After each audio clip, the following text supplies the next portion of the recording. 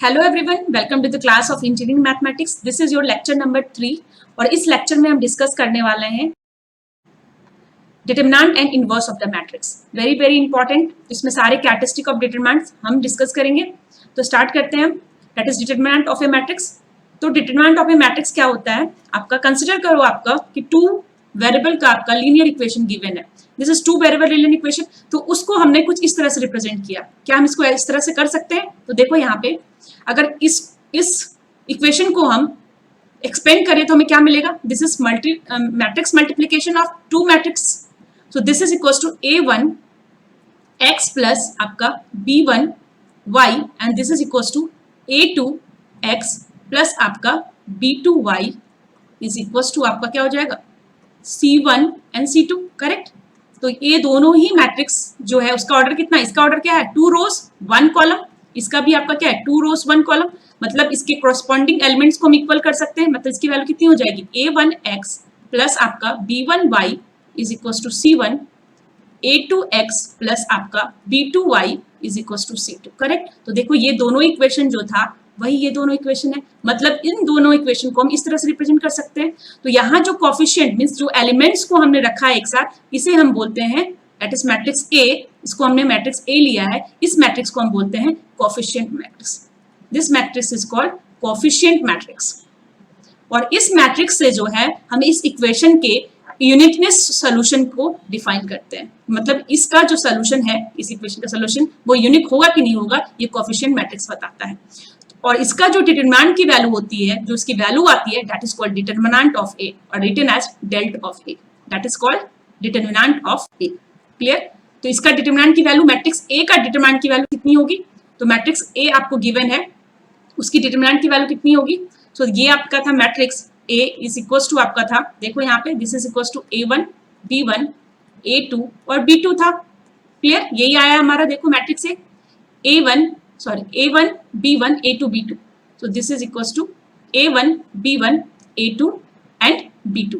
तो इसकी जो डिटरमिनेंट की वैल्यू होगी वो आपकी इक्वल होगी, इसको हम लिखेंगे determinant of a that is equals to determinant of a and this value is equals to true matrix के लिए डिटरमिनेंट की जो वैल्यू होगी इन दोनों का मल्टीप्लिकेशन और इन दोनों का multiplication, that is equals to a1 b2 minus आपका a2 b1। So this is called determinant of a matrix A. Okay, तो यहाँ पे आप कंसेप्ट नेक्स्ट देखो। To every square matrix A, कोई भी एक स्क्वायर मैट्रिक्स ए होगा n क्रॉस n का, कैन एसोसिएट अ नंबर। वो एक एसोसिएट होगा एक नंबर से। वो नंबर आपका रियल भी हो सकता है या कॉम्प्लेक्स भी हो सकता है, called determinant of a square matrix ए। इसका मतलब क्या हुआ कि इसकी वैल्यू जो है ये रियल भी हो सकती है या फिर क्या हो सकती है? कॉम्प्लेक्स भी हो सकती है। तो हर एक जो आपका स्क्वायर मैट्रिक्स ए है वो आपका एसोसिएट होगा एक नंबर से। This will be a number. Finally जो इसके डिटरमिनेंट की जो वैल्यू निकालेंगे एक नंबर होगा, वो आपका रियल भी हो सकता है या फिर आपका क्या हो सकता है? कॉम्प्लेक्स भी हो सकता है। Determinant made through of a function which associate each square matrix with a unique number. मतलब डिटरमिनेंट में ये आपका एक फंक्शन भी हो सकता है, इसकी डिटरमिनेंट की वैल्यू एक फंक्शन भी हो सकता है made through of a function which associate each square matrix. वो हर एक स्क्वायर मैट्रिक्स को क्या करता है? एसोसिएट करता है विद अ यूनिक नंबर। वो यूनिक नंबर आपका रियल या कॉम्प्लेक्स कुछ भी हो सकता है। तो ये आपका बेसिक डेफिनेशन था डिटरमिनेंट का फॉर 2 क्रॉस 2 मैट्रिक्स। नेक्स्ट देखते हैं। It is denoted by, this is determinant का नोटेशन ये होता है। डिटरमिनेंट ऑफ ए मैट्रिक्स हम कुछ इस तरह से लिखते हैं, डेल्ट ए भी लिखते हैं इसको हम, डेल्ट ए, या फिर हम इसको डेल्टा भी लिखते हैं डिटरमिनेंट ऑफ ए मैट्रिक्स। ये हम ऑलरेडी देख चुके हैं। अगर ए बी सी डी आपका 2 क्रॉस 2 एक मैट्रिक्स होगा तो इसकी डिटरमिनेंट की जो वैल्यू होगी वो क्या कितनी होगी? Determinant of A is equals to आपका A D minus B C. This is equals to A D minus your B C. It is determinant of the matrix of order 2 cross 2 and it is written as this is the value. तो आपको याद रखना है 2 cross 2 का क्या होता है? ये आपका डायगोनल एलिमेंट्स का मल्टीप्लिकेशन और बाद में उसका subtraction. Principal diagonal element multiplication minus subtraction of आपका left diagonal element for 2 cross 2। Okay, next देखते हैं। Note point for a matrix A, determinant is read as determinant of A and not modulus of A. इसको आप modulus of, अगर इसको हम लिखते हैं तो इसको हम मॉडुलस ऑफ ए रीड नहीं करेंगे, इसको हम क्या रीड करेंगे? Determinant of A. Correct. Modulus of A हम रफली बोल देते हैं, बट वो आपका करेक्ट नहीं होता है। Only square matrix have determinant. जब तक मैट्रिक्स आपका स्क्वायर नहीं होता उसका डिटरमिनेंट नहीं होगा। मतलब अगर कोई रेक्टेंगुलर मैट्रिक्स है, इसका मतलब 2x3 है, तो इसका डिटरमिनेंट नहीं होगा। Only square matrix have determinant. Only क्या होना चाहिए? स्क्वायर मैट्रिक्स, मतलब number of rows should be equal to number of column, तभी उसका डिटरमिनेंट होगा। एग्जांपल है, होमवर्क है, आपको फाइंड आउट करना है। आपको मान लो ये आपका मैट्रिक्स ए है, तो फाइंड आउट करना है आपको determinant of A matrix A. What is the value of determinant of A matrix ए? इसकी वैल्यू कितनी हो जाएगी? X square minus x plus 1 into x minus 1, easily find out कर सकते हो। ओके, नेक्स्ट देखते हैं हम। अभी हमने 2x2 का मैट्रिक्स देखा था। मान लो अब हमारे पास मैट्रिक्स जो है वो 3x3 का मैट्रिक्स है और उसका डिटरमिनेंट की वैल्यू हमें फाइंड आउट करना है। Determinant of A matrix of order 3 can be, ध्यान से समझना इसको, कि determinant of A matrix of order 3 can be determined by expressing it in terms of second order determinant. Very very important, कि अगर determinants of हमें third order matrix का determinants निकालना है तो हमें क्या करना पड़ेगा? उसको सेकेंड ऑर्डर के टर्म्स में रिप्रेजेंट करना पड़ेगा, एक्सप्रेस करना पड़ेगा। और इस मेथड को हम बोलते हैं expansion of A determinant along a row या कॉलम। और ये एक्सपेंशन या तो हम रो के अलोंग कर सकते हैं या तो हम कॉलम के अलोंग कर सकते हैं। There are 6 way to expand a determinant of order 3 corresponding to each of 3 rows and 3 columns and columns giving the same value। इसका क्या मतलब है? कंसिडर करो आपको एक 3x3 का एक मैट्रिक्स है। Consider this is your 3x3 matrix A11, A12, A13, A21, A22, A23, A31, A33, 32 and this is A33। तो यहाँ पे आपको क्या बोल रहा है? ये 3x3 का अगर आपका मैट्रिक्स है और इसका डिटरमिनेंट की वैल्यू निकालनी है तो सबसे पहले इसको हम एक्सपेंड करेंगे 2x2 के ऑर्डर के डिटरमिनेंट में। और इस केस में आपका जो होगा एक्सपेंशन जो होगा, हम या तो रो के क्रॉस कर सकते हैं या तो कॉलम के क्रॉस कर सकते हैं। There are 6 way to expand the determinant. 6 way क्यों? क्योंकि यहाँ पे 3 क्या है आपकी कॉलम्स है और ये आपके 3 क्या है? रो। तो आप किसी भी एक बेस से इसको एक्सपेंड करो, या तो कोई भी एक रो ले लो या तो आप कोई भी एक कॉलम ले लो, आपकी वैल्यू क्या होगी? सारे कंडीशन में सेम आएगी। तो मान लो अगर हमने लिया इस रो, फर्स्ट रो के अप्रॉक्स अगर हमने लेते हैं, R1 के अप्रॉक्स अगर हम ले, तो डिटरमिनेंट ऑफ ए की जो वैल्यू होगी दैट इज इक्वल्स टू आपका क्या होगा? अब देखो आपको इसका रूल है, आपको नेक्स्ट मैं स्लाइड में लिखी हूँ, बट आप यहाँ पे समझ लो। अगर मान लो हमने रो 1 के अक्रॉस इसको क्या क्या एक्सपेंड किया, तो जिस रो 1 को हम ले रहे हैं उसे हमें क्या करना पड़ेगा? जिस रो 1 का जिस जो पहला एलिमेंट है उसके अलोंग जो भी आपका कॉलम है और जो भी आपका रो है उसको आपको छोड़ देना है और रिमेनिंग एलिमेंट को देखना है। तो ये आपका रिमेनिंग एलिमेंट होगा और उसका डिटरमिनेंट आपको लेना है और मल्टीप्लाई करना है वहां के कोफिशिएंट, मतलब A11 with determinant A22, A23, A32 and A33। इसके साथ आपका एक इंपॉर्टेंट कंसेप्ट होता है कि यहाँ पे जो आप एलिमेंट ले रहे हो उसके साथ आप मल्टीप्लाई करोगे -1 टू द पावर ऑफ आपका पोजीशन ऑफ एलिमेंट। ये क्या है? 1 1 है, तो इसका मतलब यहाँ पे 1 + 1। क्लियर? प्लस आप क्या लोगे? यहाँ पे A12 है, मतलब यहाँ पे -1 टू द पावर आपका क्या होगा? 1 + 2। और ये आपका एलिमेंट क्या है? ये कॉलम और ये रो आप छोड़ दोगे। क्लियर है? ये कॉलम ये रो छोड़ दोगे तो आपके रिमेनिंग एलिमेंट क्या होंगे? A21, A23, again A31, A33, plus आपका आएगा next -1 to the power of ये आपका रो का थर्ड एलिमेंट है 1 + 3 and this value will be equals to ये आपका क्या छोड़ोगे? कॉलम, ये रो। तो this is A21, A22, A31, A32। तो इस तरह से हम वैल्यूज निकालेंगे determinant of A matrix of order 3x3। Clear? अगर मान लो 4x4 हो तो ये आपको क्या करना पड़ेगा? जनरल लॉग सीखना होगा इसके लिए। तो यहाँ पे हम देखते हैं, ये आपका मैट्रिक्स था, इसका हमने डिटरमिनेंट की वैल्यू निकाली। आपकी ये मैट्रिक्स ऑलरेडी डिस्कस किया लास्ट स्लाइड में। तो आपका डिटरमिनेंट ऑफ ए निकालना है तो उसको क्या करना पड़ेगा? यहाँ पे हमने रो 1 के क्रॉस लिया, फर्स्ट रो के क्रॉस लिया था हमने, रो 1 के क्रॉस लिया था, तो इसकी वैल्यू फर्स्ट आपका position -1 to the power of पहला, ये अगर आपने लिया रो 1 के क्रॉस में तो ये एलिमेंट आपका पहला, रो और कॉलम छोड़ के जो भी वैल्यू आएगी वो आपने लिखा। ये आपका सेकेंड था A12, तो ये आपका रो एंड कॉलम इसका भी आप छोड़ोगे 1 2 का भी, उसके बाद जो आपको एलिमेंट रह जाएगा उसके बाद फिर A13 होगा। तो इस केस में भी आप क्या करोगे? इसका रो और कॉलम दोनों छोड़ दोगे और रिमेनिंग जो होगा वो एलिमेंट लिखोगे और उसका डिटरमिनेंट की वैल्यू निकालोगे। तो इस तरह से आपको क्या मिल जाएगा, डिटरमिनेंट ऑफ ए की वैल्यू मिल जाएगी। आप लोगों का होमवर्क क्या है कि आपको एक्सप्रेस करना है ये एक्सपेंसिंग अलोंग फर्स्ट रो किया, आपको करना है सेकेंड रो के क्रॉस, थर्ड रो के क्रॉस भी करना है, फर्स्ट कॉलम के क्रॉस, सेकेंड कॉलम के क्रॉस और थर्ड कॉलम के क्रॉस, और देखना है कि इन सबकी वैल्यू आपकी सेम होती है कि नहीं। मतलब इन सारी की वैल्यू जो होगी रो 1, रो 2, रो 3, C1, C2, C3 सारी की वैल्यू आपकी यही आएगी। ये आपको चेक करना है। This is your homework. Next देखते हैं माइनर एंड कोफैक्टर। तो माइनर एंड कोफैक्टर क्या होता है आपका?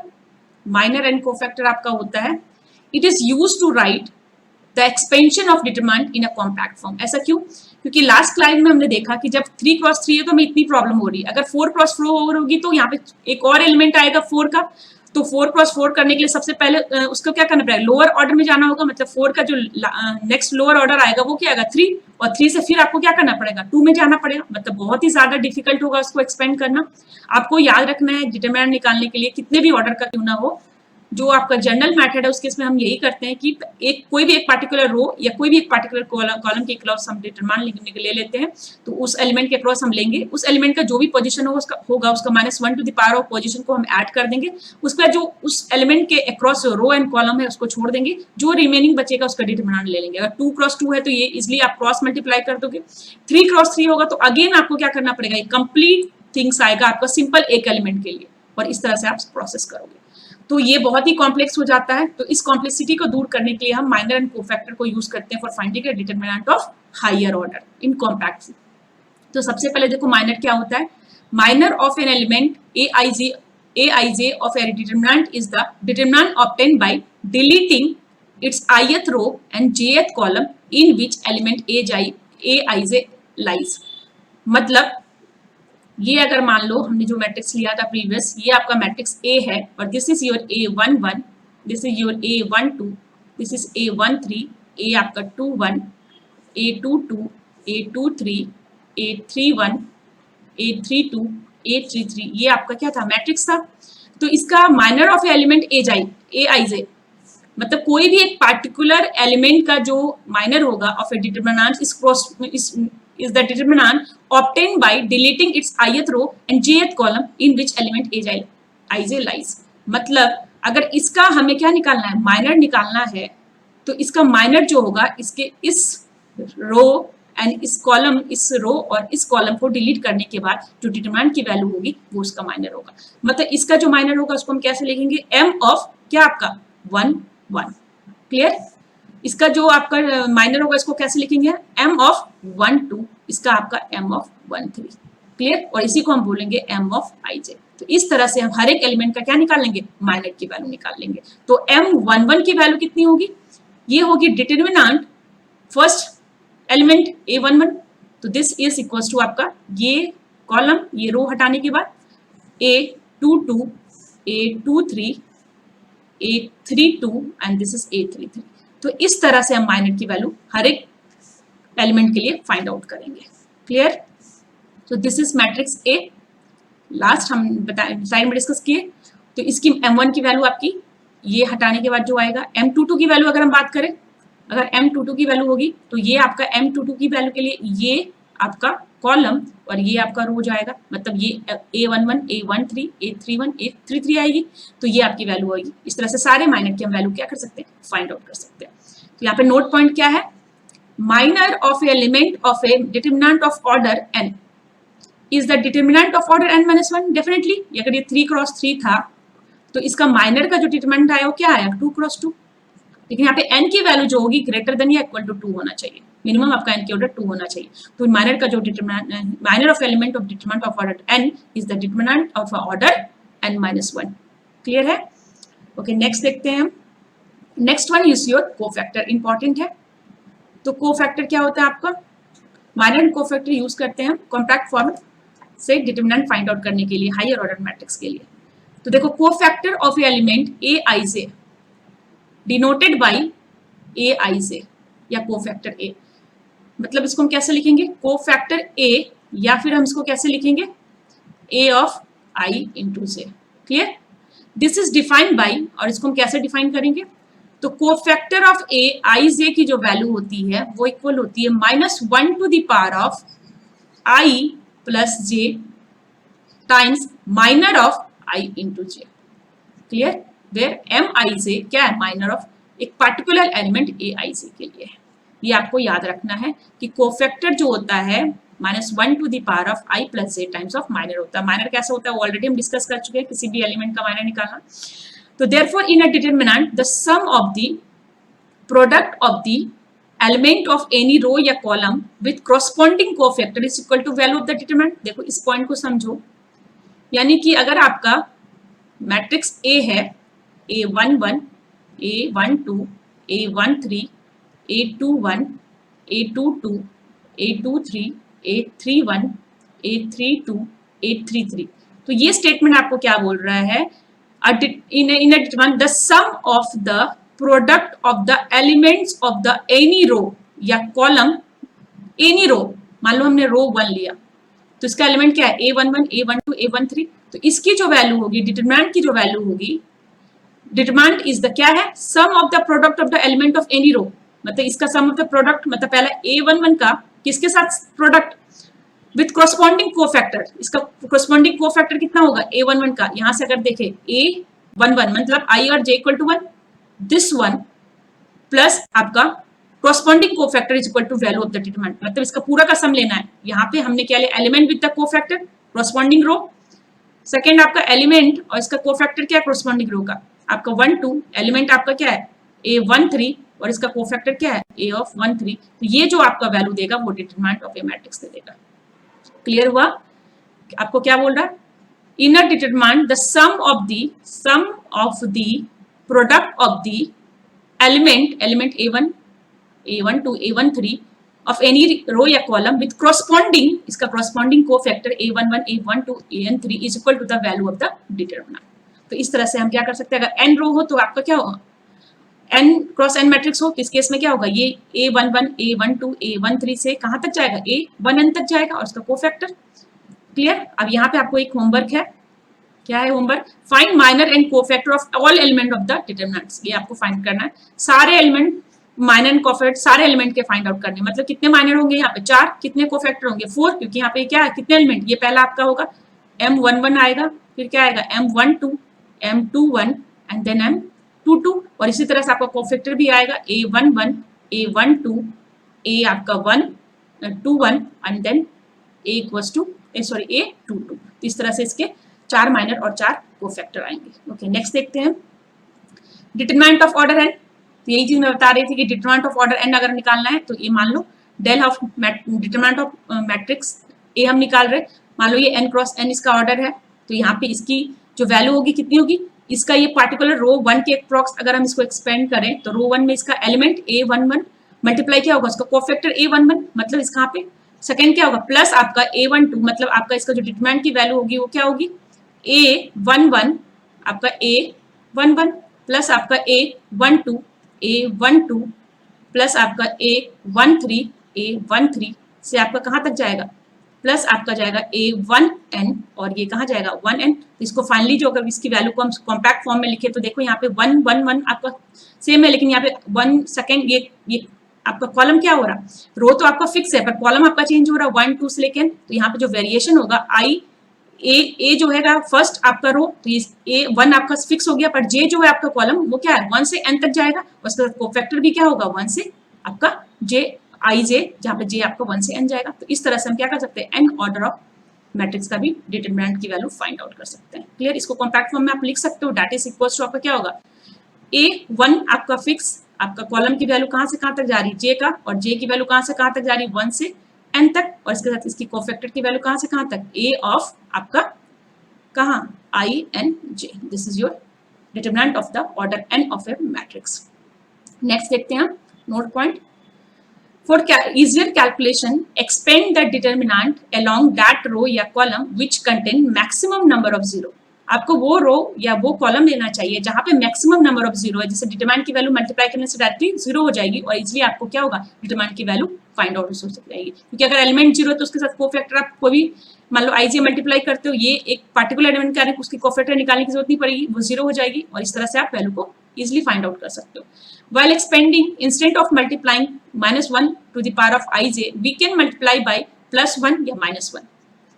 क्योंकि -1 to the power of अगर आप i और j लेते हो तो इसकी वैल्यू आपकी 1 होती है कब, जब आपका इसका पावर इवन हो जाए, मतलब आपका i j क्या, i प्लस j आपका क्या हो, इवन हो.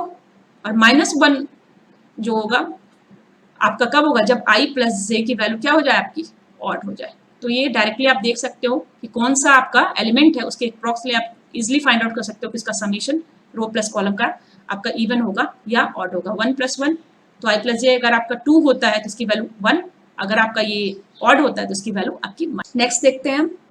तो नेक्स्ट आपका है प्रॉपर्टी ऑफ डिटरमिनेंट. इंपॉर्टेंट है.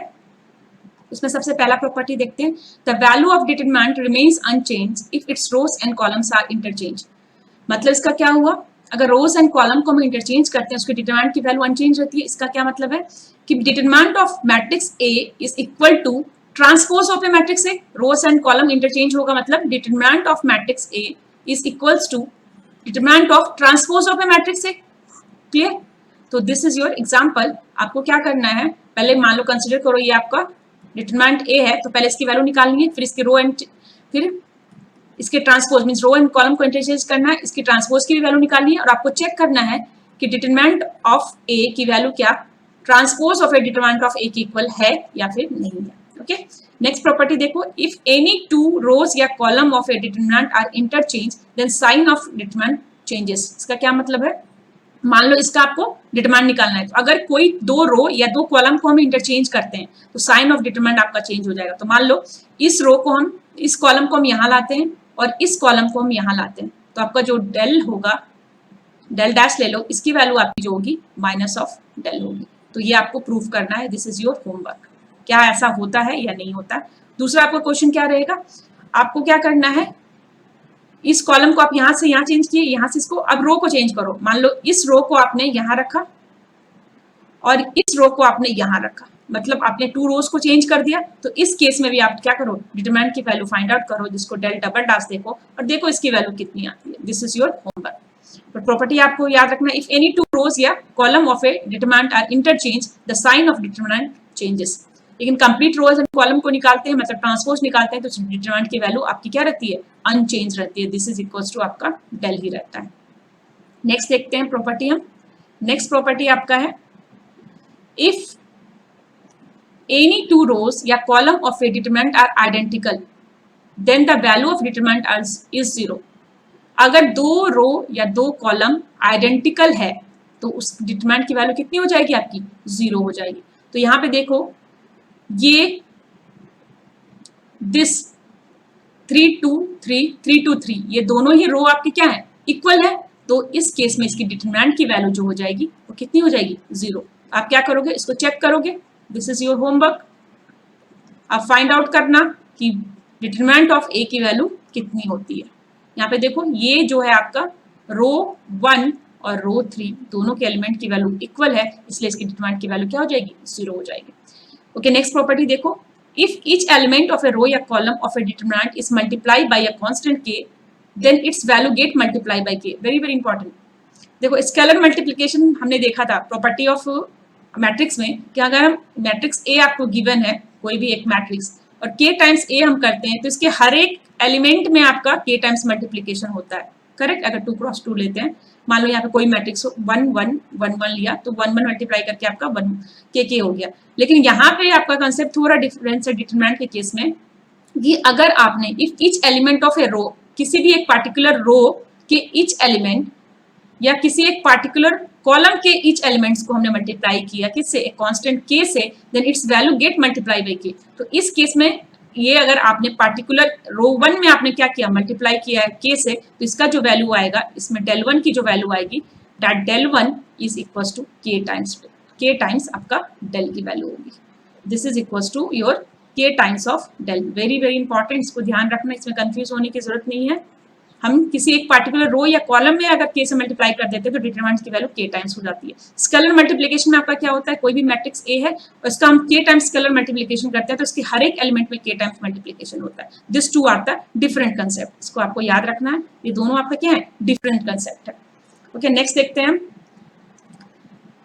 Next one is if corresponding element of any two rows या column of a determinant are proportional in the same ratio then its value is 0। क्या बोल रहा है आपको, मान लो आपका ये एक रो 1 है, इसमें a1 a2 a3 है, रो 2 b1 b2 b3 है एंड रो 3 की वैल्यू जो है k times a1 k times a2 k times a3। मतलब क्या है, if corresponding element of any two rows of a determinant are proportional in same ratio, तो यहाँ पे देखो जो रो 3 की जो वैल्यू है वो क्या है आपका k टाइम्स ऑफ रो 1 की वैल्यू है, k टाइम्स ऑफ आपका रो 1 का मतलब प्रोपोर्शनल है। तो इस केस में जो होगा इसके डिटरमिनेंट की वैल्यू क्या हो जाएगी, 0 हो जाएगी। कैसे, क्योंकि यहाँ से अगर आपने k कॉमन ले लिया, इस रो से हम k कॉमन ले सकते हैं तो ये k टाइम्स हो जाएगा आपका, ये वैल्यू यहाँ पे आएगी। तो यहाँ पे देखो ये दोनों रो आपका इक्वल होगा, तो अगर दो रो इक्वल होता है डिटरमिनेंट की प्रॉपर्टी जो हम प्रीवियस डिस्कस किए, तो डिटरमिनेंट की वैल्यू कितनी हो जाती है, 0, इसलिए कंप्लीट वैल्यू इसकी क्या हो जाएगी, 0 हो जाएगी। क्लियर। ओके, नेक्स्ट देखते हैं। नेक्स्ट प्रॉपर्टी आपका क्या है, इफ सम या all element of a row या column of A determinant are express as a sum of two या more terms then the determinants can be express as a sum of two या more determinants. इसका मतलब है कि determinant of, मान लो इस matrix का हमें डिटरमिनेंट निकालना है, तो यहाँ पे इसके ये एलिमेंट जो है टू टर्म्स के एडिशन में एक्सप्रेस किया गया है। इफ सम या all element of a row या column of a determinant are expressed as a sum of two या more terms, दो या दो से ज्यादा टर्म में एक्सप्रेस किया गया, then determinant can be expressed as a sum of two या more determinant। तो यहाँ पे इसको हम एक्सप्रेस कर सकते हैं sum of two या more determinant। तो एक डिटरमिनेंट आपका ये होगा और एक डिटरमिनेंट आपका ये होगा। This is a1 a2 a3 b1 b2 b3 c1 c2 c3। ये जो एडिशन है यहाँ पे आपको उसको लैम्डा 1 लैम्डा 2 लैम्डा 3 कर सकते हो। This is important property. Next देखो आप, ये जितने भी प्रॉपर्टी हैं इसमें ढेर सारे क्वेश्चंस भी हम सॉल्व करेंगे, प्रैक्टिस क्वेश्चन भी आपको मिलेगा, असाइनमेंट भी और प्रीवियस ईयर के गेट भी क्वेश्चन। तो ये कंसेप्ट जितने भी डील हो रहे हैं, आपको जो भी होमवर्क मिल रहा है कंसेप्ट के साथ, उसको आप प्रैक्टिस करो जिससे आप क्वेश्चन को सॉल्व करने में आपको आसानी होगी। नेक्स्ट प्रॉपर्टी देखो, if to each element of any row या column of A determinant the equimultiple of corresponding element of other row या column are added then the value of determinant remains the same। इसका क्या मतलब है, मान लो ये आपका मैट्रिक्स ए था, उसका हमें डिटरमिनेंट फाइंड आउट करना था। तो मान लो हमने क्या किया है, हमने रो 1 में जो है हमने एक ऑपरेशन किया है, वो ऑपरेशन हमारा क्या है कि रो 1 इक्वल्स टू आपका क्या हो गया, रो 1 प्लस आपका k times of row 3। Clear है, यही चीज ये बता रहा। If to each element of any row, इसमें रो 1 में या column of A determinant the equimultiple of corresponding element of other row, corresponding element of क्या, रो 3 का corresponding element को हमने क्या किया, ऐड किया है, then the value of determinant remains the same. तो इस केस में आपका जो ये डिटरमिनेंट बनेगा, इसमें इसका वैल्यू जो होएगा del 1 की वैल्यू del के ही इक्वल होगी। क्लियर। इस तरह से हम रो में भी ऑपरेशन कर सकते हैं और कॉलम में भी हम ऑपरेशन कर सकते हैं। मान लो हमने यहाँ पे ये भी कर सकते हैं कि C1 में हमने क्या किया, C1 प्लस आपका k टाइम्स C2 किया, तो भी आपकी जो वैल्यू del 3 की आएगी वो आपकी इक्वल होगी किसके, दिस इज योर कंडीशन। तो इसको आपको क्या करना है, this is your homework. Homework क्या है, सबसे पहले आप डेल की वैल्यू निकालोगे, फर्स्ट क्वेश्चन है डेल निकालना है। सेकंड क्वेश्चन आपको क्या करना है, del 1 की वैल्यू निकालनी है। थर्ड आपका क्वेश्चन क्या है, del 2 की वैल्यू निकालनी है और आपको देखना है कि क्या ये तीनों इक्वल होता है या फिर नहीं होता। क्लियर। नेक्स्ट देखो आप, next one is if A B n rowed square matrix and k be any scalar, A आपका स्क्वायर मैट्रिक्स है और के कोई स्केलर है, तो determinant of k times a जो होगा वो आपका k to the power of n आपका डिटरमिनेंट a होगा। ऐसा क्यों होगा, अब यहाँ पे एनी स्केलर मानी, इसका क्या मतलब हुआ, अब वही मैं बोल रही थी स्केलर मल्टीप्लिकेशन वाला, इसको ध्यान से समझो। तो यहाँ पे अगर आप मैट्रिक्स a लिखते हो और k टाइम्स अगर a लिखोगे आप, स्केलर मल्टीप्लिकेशन है, मतलब इसके हर एक एलिमेंट में आपका मल्टीप्लाई होगा k। क्लियर। अगर 3x3 हम देखते हैं, मान लो ये आपका 1 1 1 1 1 1 था, तो यहाँ पे हर एक एलिमेंट में आपका क्या होगा, मल्टीप्लाई होगा k टाइम्स का। तो इस केस में जो हम डिटरमिनेंट ऑफ के लेंगे, आपका हर एक रो से आप अगर इसको बाहर ले सकते हो, अगर हर एक रो से आपने बाहर लिया तो यहाँ से के आपका बाहर, यहाँ के बाहर, यानी के टू द पावर 3, अगर 3 क्रॉस 3 है तो n अगर रोज हुआ तो के टू द पावर n हो जाएगा, यानी ये के टू द पावर 3 हो जाएगा, और फाइनली क्या बनेगा, डिटरमिनेंट ऑफ ए बनेगा। तो यही चीज ये बता रहा कि अगर के टाइम्स ऑफ ए का जो वैल्यू होगी, डिटरमिनेंट की वो क्या होगी, K to the power of n determinant of A, very important, K to the power of n determinant of A, जहाँ पे के आपका क्या है, ऑर्डर है ऑफ स्क्वायर मैट्रिक्स का। क्लियर है? नेक्स्ट देखो, if element of a row या column are multiply with the cofactor of any other row या column then their sum is zero. Very very important. क्या बोल रहा है कि हम डिटरमिनेंट कैसे फाइंड आउट कर सकते थे, डिटरमिनेंट ऑफ ए हम निकालते थे कि उसको मल्टीप्लाई कर देंगे कोफैक्टर से, कोरस्पॉन्डिंग कोफैक्टर से अगर आप मल्टीप्लाई कर दो और सब सारे को ऐड कर दो तो हमें क्या मिल जाता था, डिटरमिनेंट की वैल्यू मिल जाती थी, ये हमने देखा था 13a13।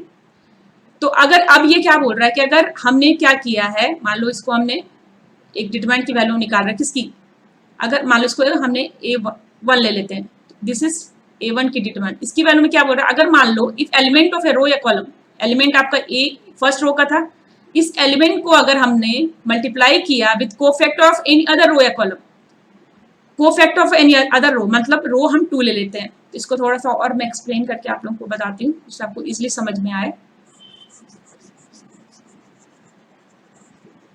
कंसिडर करते हैं हम 3 क्रॉस 3 और फिर इसको मैट्रिक्स और फिर इसको हम एक्सप्लेन करते हैं।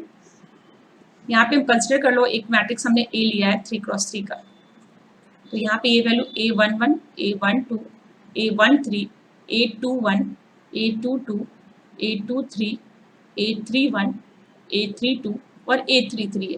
तो ये आपको क्या बोल रहा है, तो अगर ये हम देखें तो ये इसका डिटरमिनेंट की वैल्यू होगी, लेकिन अगर आपने निकाला है एक एनी, हमें इसकी a1 आपने इसकी डिटरमिनेंट की वैल्यू निकाली है, जो a1 को आपने डिफाइन क्या किया है कि इसका आपका एलिमेंट होगा और इसको हम मल्टीप्लाई करेंगे इसके कोरस्पॉन्डिंग कोफैक्टर से नहीं, इसके किसी और रो के कोरस्पॉन्डिंग कोफैक्टर से।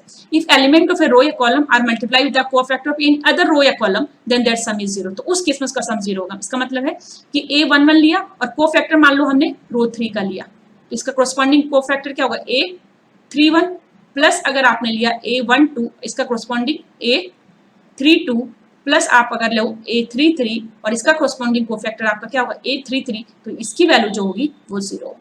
सेम आप कॉलम के लिए भी कर सकते हो, तो उसकी वैल्यू आपकी क्या आएगी, जीरो आएगी। तो ये आपका कंसेप्ट होता है इस प्रॉपर्टी का। ओके, नेक्स्ट देखते हैं।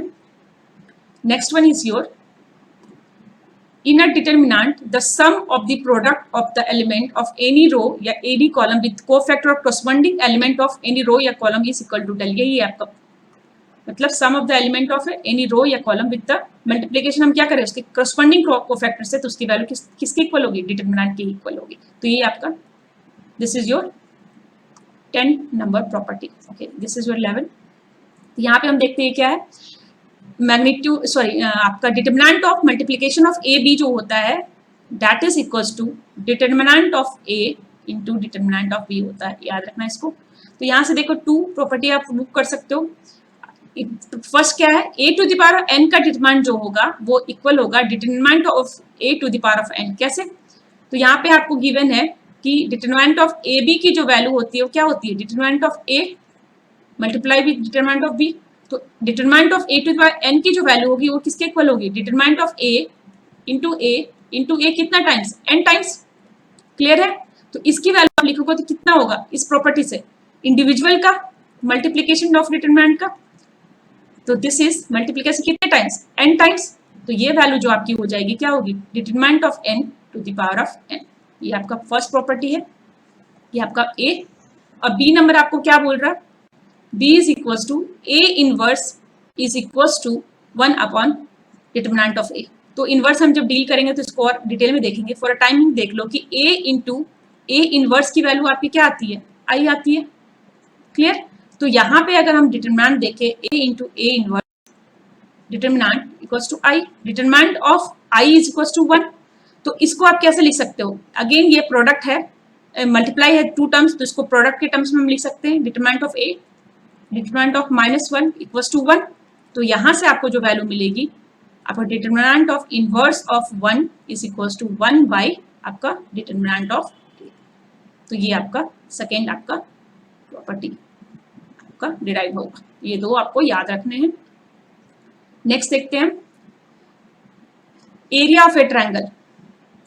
तो कंसिडर करो आपका कोई एक ट्रायंगल है, clear, this is your triangle A B C with the point x1 y1 x2 y2 x3 y3। तो इसका अगर हमें ट्रायंगल का एरिया फाइंड आउट करना है तो उसको हम डिटरमिनेंट के टर्म से फाइंड आउट कर सकते हैं, और वो क्या होगा, this determinant that is area of a triangle is equals to half of x1 x2 x3 y1 y2 y3 1 1 1। Clear है? तो इस तरह से आप फाइंड आउट कर सकते हैं। डिटरमिनेंट आपका क्या देगा, एरिया ऑफ ट्रायंगल देगा। इसके तीन प्रॉपर्टी है। पहला देखो कि area is positive quantity, so we take the absolute value of the determinant that is del. हमें एरिया क्या है, एक पॉजिटिव क्वांटिटी है, तो इसकी हमेशा हमें डिटरमिनेंट की क्या वैल्यू लेनी पड़ेगी, एब्सोल्यूट वैल्यू लेनी पड़ेगी। Always will take the absolute value, negative value हम नहीं ले सकते हैं for the area of a triangle, पहला पॉइंट। लेकिन अगर आपको एरिया ऑफ ट्रायंगल गिवन है तो डिटरमिनेंट तो पॉजिटिव नेगेटिव दोनों वैल्यू लेगा। If area is given we use both positive and negative values of the determinant of for calculation. ये याद रखना, अगर एरिया गिवन है तो एरिया आपका इस केस में क्या है, गिवन है, तो डिटरमिनेंट के लिए पॉजिटिव नेगेटिव दोनों। लेकिन अगर हमें एरिया फाइंड आउट करना है तो उस केस में डिटरमिनेंट की वैल्यू हमें क्या, एरिया हमेशा पॉजिटिव होगा, इसलिए डिटरमिनेंट की वैल्यू हमें क्या लेनी पड़ेगी, एब्सोल्यूट वैल्यू लेनी पड़ेगी। थर्ड पॉइंट देखो, the area of a triangle formed by 3 collinear points. अगर 3 कोलिनियर पॉइंट्स है, कोलिनियर पॉइंट्स किस पॉइंट को बोलते हैं, ऐसे पॉइंट जो एक ही लाइन में हो, तो उसका एरिया कितना होगा आपका, 0 होगा। तो 3 कोलिनियर पॉइंट्स का एरिया जो होगा आपका वो 0 होगा। ओके, नेक्स्ट देखते हैं इनवर्टेबल मैट्रिक्स। तो इनवर्टेबल मैट्रिक्स क्या मैट्रिक्स होता है, if A be a square matrix of order m and if there exist another square matrix of b of same order m, मतलब मान लो a आपको एक मैट्रिक्स है स्क्वायर मैट्रिक्स जिसका ऑर्डर m है, b भी आपका स्क्वायर मैट्रिक्स है जिसका ऑर्डर आपका m है, then b is called the inverse of matrix A and it is denoted by inverse of minus A। अगर आपका कंडीशन क्या हो, आपका कंडीशन हो कि AB is equals to BA and that is equals to आपका I, तो इस केस में हम जो बोलेंगे that is matrix B is equals to inverse of matrix A and matrix A is called is said to be invertible। matrix A को हम क्या बोलेंगे, this is your invertible। Clear है, is your invertible and B is inverse of matrix A। तो अब देखो एक example इसको समझते हैं कि मान लो A and B दो मैट्रिक्स आपको गिवन है, तो यहाँ पे AB की अगर हम वैल्यू फाइंड आउट करें तो आप कर सकते हो, इसका आपका क्या रो, इसका कॉलम, तो this is equal to 4 plus आपका कितना minus of 3 that is equal to 1, again this row this column this is equal to -6, this is +6, this is equal to 0 हो जाएगा इसका वैल्यू। ये रो और ये कॉलम से अगर मल्टीप्लाई करोगे एलिमेंट बाय एलिमेंट तो this is 2 and this is equal to -2, so this again 0, this row with this column this is equal to -3, this is equals to 4, so this value equals to 1। तो यहाँ से हमें I मिल गई of multiplication of AB से, क्योंकि ये क्या है यूनिटी मैट्रिक्स है। सिमिलरली अगर BA की हम वैल्यू फाइंड आउट करें तो B से अगर A की वैल्यू फाइंड आउट करोगे सेम वे तो आपको I इस केस में भी मिलेगा। तो यहाँ पे हमें क्या मिल गया, AB इज इक्वल्स टू आपको क्या मिला, BA, और दोनों की वैल्यू क्या है, आइडेंटिटी मैट्रिक्स इक्वल है, ये इंपॉर्टेंट है। तो इस केस में आपका आप क्या लिख सकते हो, B इज लिख सकते हो आपके क्या, इनवर्स ऑफ A, तो A आपका क्या इन्वर्टेबल मैट्रिक्स एंड A को आप क्या लिख सकते हो, inverse of B that is equals to B is your invertible matrix। This is the concept of your invertible matrix। Next देखते हैं हम, next one is आपको क्या बोल रहा, a rectangular matrix does not possess inverse matrix since for product AB or BA to be defined and to be equal it is necessary that matrix A and B should be square matrix of same order। मतलब अगर rectangular matrix है आपका तो उस case में मान लो AB n cross m है और ये आपका मान लो कि n क्रॉस m है, तो इस केस में आपको क्या बोल रहा है कि अगर आपका ABE रेक्टेंगुलर मैट्रिक्स है तो उस केस में आपका AB और BA आपका डिफाइन हो भी सकता है और नहीं भी हो सकता है, पर इस केस में इन दोनों को ही डिफाइन होना है और दोनों के इक्वल होना है, किसके, दोनों को आपस में इक्वल भी होना है, साथ में आपको क्या I। तो ये ऑलरेडी जब हम प्रॉपर्टीज ऑफ मैट्रिक्स देख रहे थे तो उस केस में हम डिस्कस किए थे कि अगर square matrix of same order हो तो दोनों का जो मल्टीप्लिकेशन की वैल्यू होगी वो आपकी क्या होगी, इक्वल। ये पहले भी हम डिस्कस कर चुके हैं, और वो अगर आपका इक्वल होके I के इक्वल हो जाएगी तो उस केस में हम इनवर्स मैट्रिक्स क्या कर सकते हैं, फाइंड आउट कर सकते हैं। तो अगर रेक्टेंगुलर मैट्रिक्स होगा तो ये पॉसिबल नहीं होगा, तो इसलिए आपको मैट्रिक्स को क्या होना चाहिए, हमेशा स्क्वायर होना चाहिए ऑफ सेम ऑर्डर।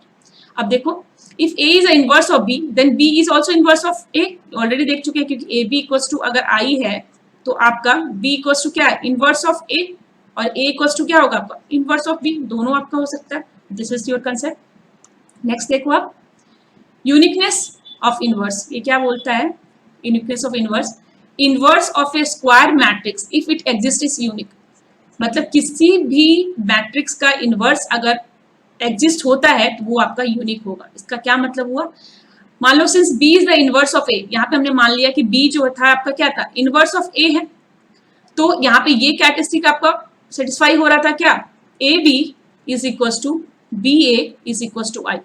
अब ये मानते हैं कि बी जो है B is equal to inverse of A, अब हम ये मानते हैं कि सी भी जो है क्या है, वो इक्वल टू इनवर्स ऑफ ए है, सिर्फ बी ही नहीं, सी भी इक्वल टू क्या आपका, इनवर्स ऑफ ए है, मान लेते हैं। तो अगर ये आपका यूनिकनेस का अगर थ्योरम है तो B should be equal to C होगा, तो इस केस में क्या होगा, यूनिकनेस होगा इनवर्स ऑफ मैट्रिक्स। अगर बी और सी की वैल्यू इक्वल नहीं हुई तो इसका मतलब होगा कि inverse of square of matrix unique नहीं होता है। तो अभी हम इसको प्रूव करते हैं कि यूनिक होता है कि नहीं होता है। तो इस केस में मान लिया कि since B is the inverse of A, B is your inverse of A, तो इस केस में भी ये प्रॉपर्टी होगी कि C A is equal to आपका A C is equal to I होगा, करेक्ट। तो अब मान कंसिडर करो हमने लिया b और इसमें हमने मल्टीप्लाई कर दिया b ऑफ i, क्लियर। ये हम लिख सकते हैं b is equal to b of i, that is equal to, आप क्या लिख सकते हो, b इक्वल टू bi, क्योंकि आइडेंटिटी मैट्रिक्स हम किसी को मल्टीप्लाई करेंगे तो मैट्रिक्स इटसेल्फ ही हो जाएगा, तो this should be equal and this is equal to b, और i के बदले आप क्या लिख सकते हो, i के बदले ac लिख सकते हो, तो यहाँ पे हमने लिख लिया i is equal to ac। Again अगर इसको रीअरेंज आप करोगे तो यहाँ पे इसको हमने रीअरेंज किया तो इसको हम क्या लिख सकते हैं, b इंटू a इंटू आपका c, करेक्ट, ये हम लिख सकते हैं। और b इंटू ए की जो वैल्यू होगी, यहाँ से देखो b इंटू ए की वैल्यू कितनी है, i, तो this value equals to i, again i into C की वैल्यू क्या हो जाएगी, c, तो यहाँ से आपको क्या मिला कि b जो है c के इक्वल है। इसका मतलब इनवर्स ऑफ ए मैट्रिक्स हमेशा क्या होता है, यूनिक होता है, क्लियर है। नेक्स्ट देखते हैं, next one is your, if a and b are invertible matrices of same order, अगर a और b क्या है, इन्वर्टिबल मैट्रिक्स है, इन्वर्टिबल का डेफिनेशन ऑलरेडी बता चुकी हूँ, आपका क्या होना चाहिए, a b equals to B A is equal to आप क्या है आई, तो इस केस में ए एंड बी इन्वर्टिबल होगा। और सेम ऑर्डर, ये दोनों का ऑर्डर सेम है, देन आपका जो ए बी का जो आपका इनवर्स होगा that should be equal to आपका होगा बी इनवर्स आपका A inverse.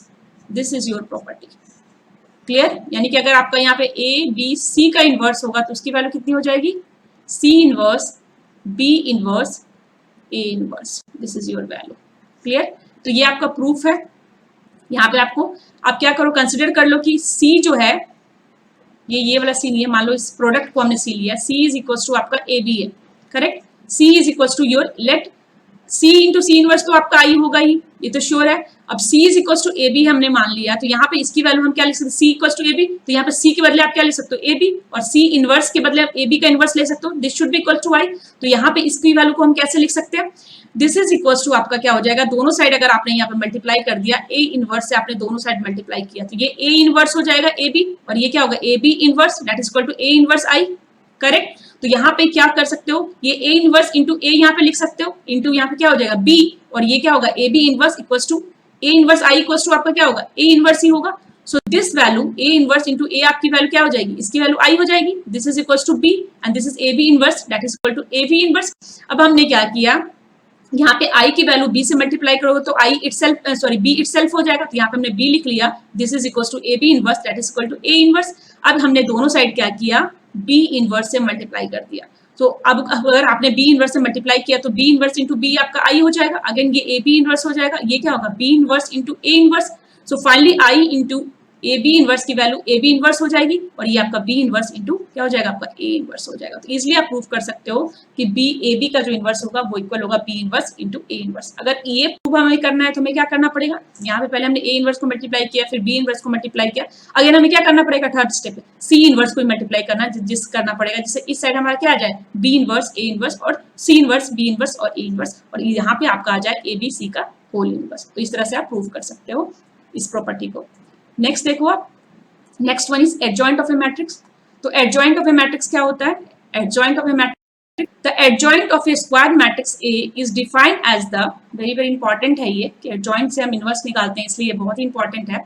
The adjoint of a square matrix A is defined as the transpose of the matrix where transpose the matrix A I J where A I J क्या है आपका capital A I J already बताइए, उसको हम cofactor बोलते हैं of element A I J. तो adjoint of a square matrix A अगर हम लिखे, इसको हम लिखते हैं, मान लो हमने लिखा एडजॉइंट ऑफ ए, तो ये क्या होगा, दिस इज इक्वल्स टू आपका होगा transpose of the matrix A I, मतलब ए आई जे का जो भी मैट्रिक्स बनेगा उसका ये क्या होगा, ट्रांसपोज हो जाएगा, that is equal to adjoint of A matrix. तो देखो इसको हम लिखते हैं एडजॉइंट ऑफ ए। अब ये कंसिडर करो आपको मैट्रिक्स ए गिवन है, तो मैट्रिक्स ए आपका ये है, और इसको फाइंड आउट करना है कि अगर हमें इसे फाइंड करना है कि फाइंड करो एडजॉइंट ऑफ आपका ए, तो इस केस में आप कैसे फाइंड आउट करोगे adjoint of A. Adjoint of A के निकालने के लिए क्या करना पड़ेगा, ट्रांसपोज ऑफ आपको क्या करना पड़ेगा, इसके कोफैक्टर्स, मैट्रिक्स के कोफैक्टर्स, और इसका कोफैक्टर आपका कैसा होगा, A11 का कैपिटल A11, A12 का capital A2 and so on. और यहाँ से इसको अगर आपने ट्रांसपोज किया तो रोज कॉलम में एंड कॉलम रोज में कन्वर्ट हो जाएंगे, तो यहाँ पे ये कितना हो जाएगा, A11, A12, A13, this is A21, A22, A23 and so on. और ये कोफैक्टर की वैल्यू कैसे निकालेंगे, ऑलरेडी पहले बता चुके हैं, कोफैक्टर आप आई जे की जो वैल्यू होगी वो कैसे निकलेगी, minus of 1 to the power of आपका I plus J minor of I J, अगर आपको याद होगा तो। और माइनर हम कैसे निकालते थे, माइनर ऑफ किसी पार्टिकुलर A11 का अगर माइनर निकालना है, यहाँ पे A11 एलिमेंट का माइनर निकालना है, तो इस रो इस कॉलम को हम छोड़ देंगे, उसके बाद जो वैल्यू आएगी उसकी डिटरमिनेंट की वैल्यू है, उसका माइनर होगा, उसके साथ यहाँ पे -1, 1 + 1, क्योंकि फर्स्ट एलिमेंट की वैल्यू की बात कर रहे हैं, तो इस तरह से हमें कोफैक्टर की वैल्यू मिल जाएगी, और इस तरह से हमें सॉल्व करके मिल जाएगा क्या, एडजॉइंट की वैल्यू मिल जाएगी। वेरी वेरी इंपॉर्टेंट, इस कंसेप्ट को आपको ध्यान से समझना है और प्रैक्टिस करना है, इसको आप 4-5 बार प्रैक्टिस करोगे तो आप फैमिलियर हो जाओगे इसके साथ। तो आपको क्या करना है, एडजॉइंट ऑफ ए निकालने के लिए ट्रांसपोज करना है आपको कोफैक्टर का, कोफैक्टर ऑफ ए निकलेगा -1 to the power I plus J of minor, और माइनर आपका क्या निकलेगा, determinant of lower order matrix से आपको माइनर मिल जाएगा। जैसे 3x3 था तो माइनर इसका क्या 2x2 मैट्रिक्स से हमें मिला है, कैसे, उस पार्टिकुलर एलिमेंट के अक्रॉस जो रो एंड कॉलम है उसको छोड़ने के बाद। क्लियर है, ओके नेक्स्ट देखते हैं हम। नेक्स्ट वन इज योर, आप एग्जाम्पल देखो, एग्जाम्पल आपको गिवन है कि एग्जाम्पल ए मैट्रिक्स ए आपको गिवन है 2, 3, 1, 4, और इसका आपको क्या फाइंड आउट करना है, एडजॉइंट फाइंड आउट करना है।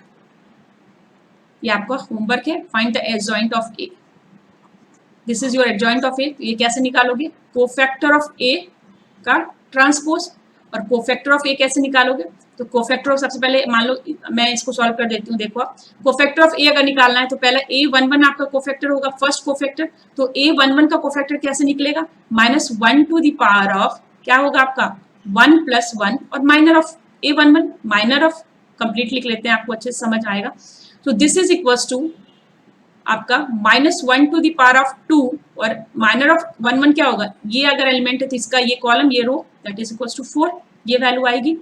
सेम अगर A21 को अगर हम लिखे तो इसकी वैल्यू कितनी हो जाएगी, A21 आपका ये है, सॉरी ये है A21, तो इसकी अगर वैल्यू लिखोगे तो -1 टू द पावर आपका क्या होगा 1 + 2, और माइनर इसका कितना हो जाएगा, देखो M21, तो इसकी माइनर की जो वैल्यू आएगी -1 to the power of 3, and this M21 की वैल्यू कितनी होगी, ये अगर आप एलिमेंट है M21 तो ये और ये आपका लीव करोगे, this is equals to 3। Same way अगर कोफैक्टर ऑफ A12 की हम निकाले वैल्यू, तो ये क्या होगा, -1 टू द पावर ऑफ 1 + 2, कौन सा एलिमेंट है, ये वाला एलिमेंट है, मतलब इसका आपका कॉलम, और ये रो आप छोड़ दोगे तो इसकी वैल्यू 1 हो जाएगी। सेम अगर आप निकालोगे कोफैक्टर ऑफ 2, क्योंकि हर एक एलिमेंट का कोफैक्टर निकलेगा, तो इसकी वैल्यू कितनी हो जाएगी, -1 टू द पावर ऑफ आपका कितना 2 + 2, और इसका जो माइनर की वैल्यू होगी वो कितनी होगी आपका 2 ये है, तो ये आप कॉलम और ये रो छोड़ दोगे, तो दिस इज इक्वल्स टू 2। तो इतना डिटेल में आप बताई हूँ, आप इतना डिटेल लिखने की आपको जरूरत नहीं, अब इजिली 2 × 2 को तो देख के ही बना सकते हो। तो यहाँ पे A11 की वैल्यू कितनी हो जाएगी, देखो -1 का स्क्वायर × 4, यानी कि इसकी वैल्यू कितनी हो गई 4। A21 की वैल्यू कितनी हो जाएगी, देखो दिस इज नेगेटिव साइन, क्योंकि ये -1 टू द पावर 3 है, तो -3, और इसकी वैल्यू A12 की वैल्यू कितनी हो जाएगी 2 + 1, यानी अगेन ये माइनस साइन, तो -1, और इसकी वैल्यू कितनी हो जाएगी positive, this is equal to 2। तो इस तरह से आप वैल्यू को फाइंड आउट कर सकते हो, किसकी, एडजॉइंट ऑफ ए। अब इसका ट्रांसपोज लेना है, तो इसका ट्रांसपोज अगर आपने लिया तो इसकी वैल्यू कितनी हो जाएगी, this is 4, -3, -1 and 2, this is your adjoint of A. इस तरह से हम एडजॉइंट ऑफ ए को फाइंड आउट कर सकते हैं। ओके नेक्स्ट देखते हैं हम, नेक्स्ट आपका क्या है, for a square matrix of order 2 given as, मान लो कोई एक स्क्वायर मैट्रिक्स आपको गिवन है ऑफ ऑर्डर 2 का, तो उसका कुछ इस तरह से एलिमेंट होगा। तो इस केस में हम क्या करेंगे, फॉर्मूला डिराइव कर लेंगे। बार बार 2x2 मैट्रिक्स के लिए हम कंप्लीट वैल्यूज को सॉल्व नहीं करेंगे। The adjoint is obtain bye, तो इस केस में एडजॉइंट जो आपको मिलेगा वो आपको मिलेगा by interchanging a11 a22 and by changing sign of a12 and a21। that is यहाँ पे आपको क्या करना है, ये 2x2 का मैट्रिक्स है, तो इसका जो एडजॉइंट निकलेगा वो कैसा निकलेगा, एडजॉइंट ऑफ ए की जो वैल्यू होगी वो आपको बता रहा है दैट इज इक्वल टू, ये दोनों को आपको क्या करना है, इंटरचेंज कर देना। मतलब यहाँ पे क्या वैल्यू हो जाएगी 2 2 और ये वैल्यू कितनी हो जाएगी a11 और यहाँ पे आपको क्या करना है, नेगेटिव साइन करना है। मतलब ये वैल्यू कितनी हो जाएगी माइनस ऑफ a12 और ये माइनस ऑफ a21। तो ये आपको एडजॉइंट ऑफ ए देगा। तो ये जैसे मैंने सॉल्व किया था कंप्लीट, तो अब इसको थ्योरम से अगर देखें तो ये आपका ये एज इट इज यहाँ पे जो है वही आपका यहाँ पे होगा, और इन दोनों में हमें क्या किया है, निगेटिव साइन लगा दिया। मतलब ये इंटरचेंज हुआ 4 और 2 और इन दोनों में हमें क्या करना है, निगेटिव साइन लगाना है। ये निगेटिव साइन आ गया। तो कंप्लीट इसको सॉल्व नहीं करेंगे, आपको ये फॉर्मूला आपको याद रखना है। दिस फॉर्मूला एडजॉइंट ऑफ ए आपको याद रखना है। क्लियर है? तो नेक्स्ट देखते हैं हम। Next one is your theorem. ये क्या बोल रहा है आपको, if A be any given square matrix, A अगर आपको कोई गिवन स्क्वायर मैट्रिक्स है of order N, then A times of adjoint of A is equals to adjoint of आपका A into A and that is equals to आपका determinant of A into Y. Very very important, very very important, इसको याद रखना है। और इसको आप prove भी कर सकते हो, कोई भी एक मैट्रिक्स ए लेना और उसके वैल्यू को फाइंड आउट करना। मान लो मैट्रिक्स मैंने लिया 2 4 3 2 और इससे आप प्रूव करो क्या a into adjoint of A का मल्टीप्लिकेशन इक्वल है adjoint of a into A का, और क्या वो इक्वल है determinant of a into I का। तो आप देखना ये आपको मिल जाएगा। This is your homework. Clear? Next देखो, a square matrix a is said to be singular. Very very important, singular. कोई भी स्क्वायर मैट्रिक्स को हम सिंगुलर बोलते हैं अगर उसका डिटरमिनेंट जो है वो आपका 0 हो जाए। If determinant of any matrix is 0 that matrix said to be singular. अगर ये आपका मैट्रिक्स ए गिवन है, यहाँ पे मैट्रिक्स ए आपको क्या गिवन है 1 2 4 8, तो इसका अगर हमने डिटरमिनेंट की वैल्यू फाइंड आउट की तो इसकी वैल्यू कितनी हो जाएगी, देखो 8 - 8 दैट इज इक्वल टू 0। तो मैट्रिक्स ए को हम क्या बोलेंगे, सिंगुलर मैट्रिक्स बोलेंगे। सेम अगर इसका डिटरमिनेंट की वैल्यू 0 नहीं है, मान लो mod determinant of matrix A is not equal to 0, तो उस केस में हम मैट्रिक्स ए को जो बोलेंगे वो नॉन सिंगुलर बोलेंगे। क्या बोलेंगे हम, नॉन सिंगुलर। जैसे यहाँ पे देखो डिटरमिनेंट ऑफ मैट्रिक्स ए, अगर इस एग्जांपल का हम देखें तो इसकी वैल्यू कितनी होगी 4 माइनस आपका 6, so that is equals to -2। तो इसका डिटरमिनेंट का वैल्यू क्या है आपका 0 नहीं है, तो इस केस में इस मैट्रिक्स को हम क्या बोलेंगे, नॉन सिंगुलर मैट्रिक्स बोलेंगे। क्लियर है? बहुत ही इंपॉर्टेंट है, singular and non singular confuse नहीं होना है। सिंगुलर मैट्रिक्स ऐसे मैट्रिक्स को बोलते हैं जिसका डिटरमिनेंट की वैल्यू 0 होती है। नॉन सिंगुलर ऐसे मैट्रिक्स को बोलते हैं जिसकी डिटरमिनेंट की वैल्यू क्या होती है आपकी, नॉन 0 होती है।